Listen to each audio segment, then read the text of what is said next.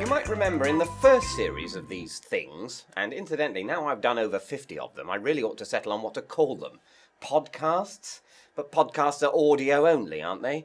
Vodcasts, then. That's what the people at Channel Flip call them. But then again, the people at Channel Flip have chosen to call their production company Channel Flip. Capital C, capital F, no space between the words, which I think automatically forfeits them any right to be considered as reliable lexicographical arbiters. Okay, I've decided. I'm going to carry on calling them these things. Good.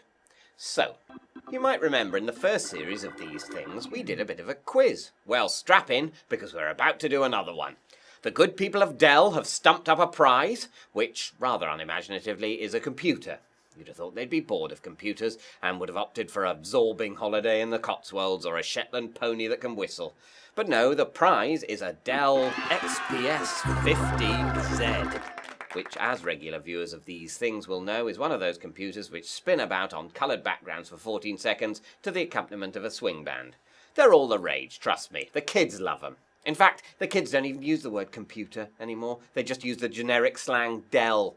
Have you been on your Dell today? One of the kids will say to another of the kids. Yeah, his interlocutor will reply, I've been on my Dell loads. I poked some of my mates on Bebo and then I uploaded loads of electro funk. That's what the kids are saying.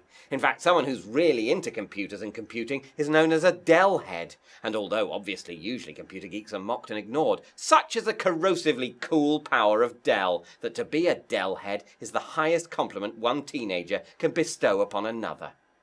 Anyway, the point is we're doing another quiz. Now, the last time we did one, I said the problem with them was coming up with questions, the answers to which are not immediately accessible on Google or, I was about to say, or other search engine, but then I remembered this isn't the BBC, so we can be honest, on Google. My solution last time was to compile eminently Googleable questions, but then rattle them off at speed, so you at least had to faff about with the pause button. This time, I think I found a more elegant solution. I've discovered a class of questions to which there are definitively correct answers, but not everyone knows them. Not even Google. Impossible, you'll be thinking, but that is just where you're wrong. And the statistical likelihood is that it won't be the last time you're wrong in the next 30 seconds. Here we go. Question 1. Who was the best James Bond? Question 2. What is the correct thing to put at the top of a Christmas tree? Question 3. What is the nicest type of chocolate? Question 4. Which playing piece should you select when playing Monopoly? Question 5. When having a cream tea, what do you put on the scone and in what order? In fact, come to that. Question 6. How do you pronounce scone? Hang on. I may have spotted a flaw. Okay, new question 6. How do you pronounce there? Now, you may think they're a bit subjective, but that is simply not the case. Every one of those questions has but one correct answer, and I know what it is. I suppose if you like, you can think of it as trying to guess what I would think, and if that helps you, then fine. But that's not really what you're doing. What you're really doing is getting closer to the truth.